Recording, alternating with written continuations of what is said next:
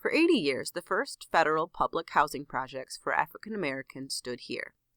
The Brewster Douglas homes were built between 1935 and 1955. At their peak occupancy during the 50s and 60s, the Brewsters housed 10,000 residents. Before the Brewsters, this used to be the western edge of the Paradise Valley neighborhood. The Brewsters and Paradise Valley are now gone, but they continue to be remembered as significant places in African American history and culture. By the 1940s, the nucleus of African American culture in Detroit shifted from the overcrowded Paradise Valley, just across the freeway, to the Brewsters. The shift was part of city officials' plans to slowly move residents to the new housing complex and then replace Paradise Valley with a freeway. For some, the loss of Paradise Valley was tragic, but many were excited about new opportunities in the new, updated, safer Brewster Douglas complex.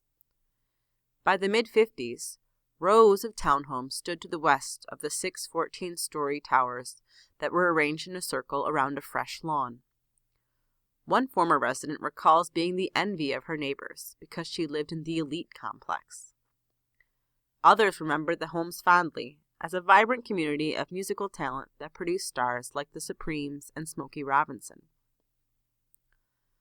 The construction of the Brewster Douglas homes marks a turning point in Detroit's settlement history. The freeway that eventually replaced Paradise Valley also made it easier for middle and upper-class Detroiters to commute in and out of the suburbs.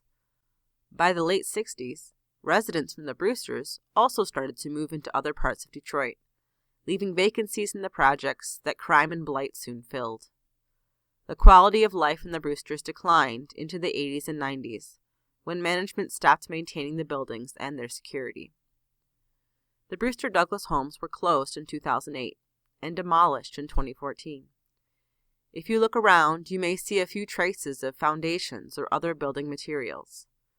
This area will soon be transformed by new developments, making the history of these rich communities visible only through the photographs and stories that survive.